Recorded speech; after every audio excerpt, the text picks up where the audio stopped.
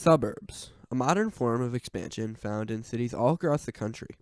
Since the 1950s, these suburban communities have popped up on the edge of major metropolitan areas throughout America for several reasons. Suburbs have become very controversial, taking character away from cities and becoming very dull and lifeless. And though you can be on either side of the argument, it's a lot simpler and nice to see cities where most, if not all of the metropolitan area is taken up by one city.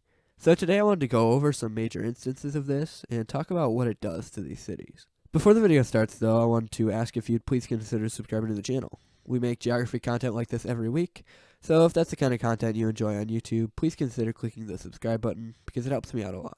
Thank you. So with these cities, when I say no suburbs, for some of them that actually means that there aren't any suburban cities around the metropolitan area. And for some larger ones, I'll be referring more to just a surprisingly low amount of suburbs for the city of its size. So with that, let's get right into it with our first city, Lincoln, Nebraska. So this is notable for a few reasons. It's the only capital on this list. It's also the only one located directly in the Great Plains. Now in this case, Lincoln uses both of these things to its advantage. First of all, the city was actually created specifically to be the state capital back in 1856. With the location being chosen outside the main metropolitan area of Omaha in a slightly more central location within the state.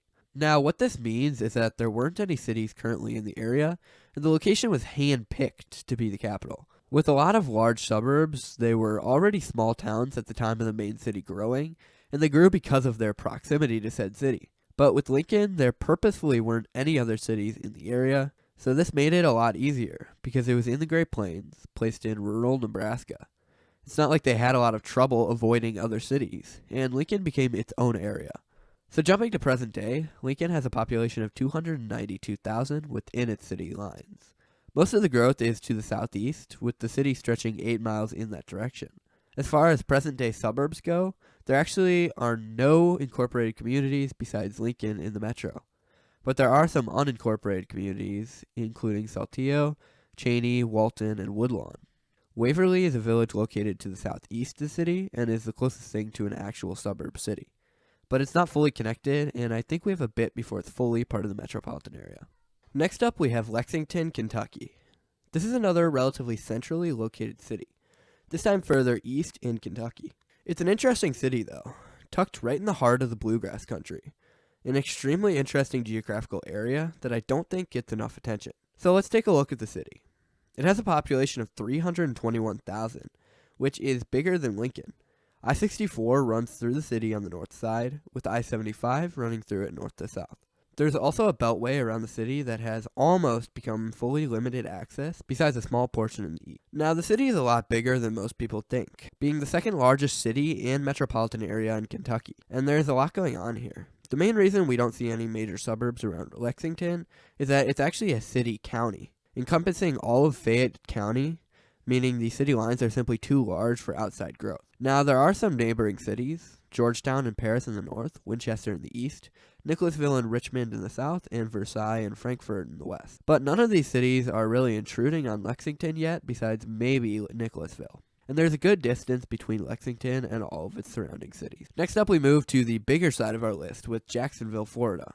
Now, this really stretches the definition of this video, because Florida is obviously a very suburban state, and there's basically constant urban development, with city after city, especially near the coast. So Jacksonville is a very large city, actually being the largest in the lower 48 by total area, taking up a massive swath of land at the mouth of the St. Johns River. The population is 954,000, making it the 11th biggest city in the country by population. So its size is actually why it has so few suburbs, because most of the population is located within the city lines, and there just isn't a lot of new expansion pushing outside the limit. Now, in this case, there are some actual suburban cities. In the south along the St. Johns River, it's pushing into neighboring cities. Orange Park and Lakeside into places like Fruit Cove, and then oceanside communities like Atlantic Beach, Neptune Beach, Jacksonville Beach, as far as Palm Valley in the east. Other than that, there really isn't much going on besides actual Jacksonville, though. Next up, we have Corpus Christi, Texas. Now, this is an interesting one because,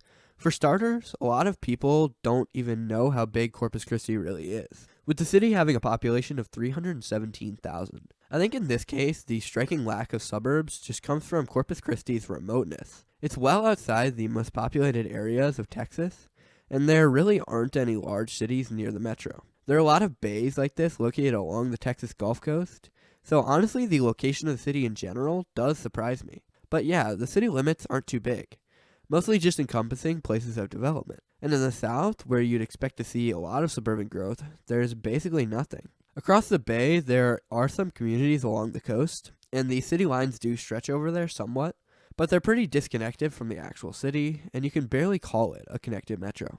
Next up, we're staying in Texas and giving ourselves the same situation, but this time moving to the northern part of the state for two cities, Lubbock and Amarillo. So both of these cities benefit by being in the absolute middle of nowhere. Western Texas is extremely rural, and neither of these cities are within 200 miles of an actual large metropolitan area. Something that interests me about these Texan cities is that it's a very suburban state, and the larger metros like Dallas-Fort Worth and Houston are known for their overwhelming amount of suburbs. But then you go to these large cities in the western part of the state, and you just really don't see anything outside the main city. Let's start with Amarillo, the smaller of the two.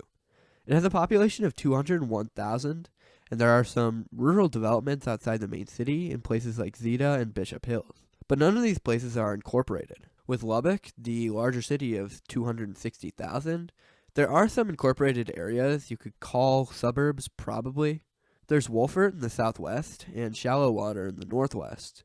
And other than that, there's definitely some suburban growth, but none of it is within incorporated communities. So finally, I wanted to show you what a normal city looks like, and why it's actually interesting that these cities have no suburbs. So the first one I zoomed in on Google Maps is Joplin, Missouri. So we'll talk about that one. Joplin is a city of 50,000, meaning it's significantly smaller than the ones we've talked about. We see Oakland Park and Webb City in the north, though you can't really call Webb City a suburb of Joplin. We then have Leawood, Silver Creek, and Saginaw in the south, Duquesne and Dunwig in the east, and then there's some other communities in the west. Another even crazier one would be Wilmington, North Carolina. This is a city of 117,000, so around the size of somewhere like Amarillo. And it has a crazy amount of suburbs, where I can't even name them all. This is the city line, and everywhere else would just be suburbs.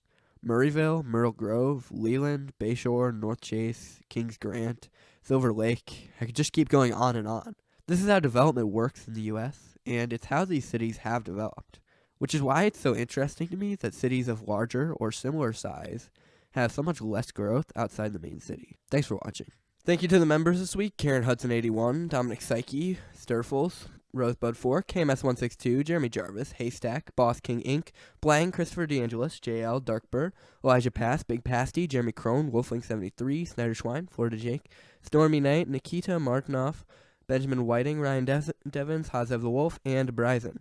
I appreciate you all so much. You really do help out the channel. We haven't had as many new members recently, which I'm not too bothered about, because obviously this is just an extra thing. You're not required to do it. It just helps me out if you really appreciate the content. It all goes into my savings, so it's really just if you appreciate the content and want to help me as a person, this is the best way to do it. Thank you. I really appreciate it.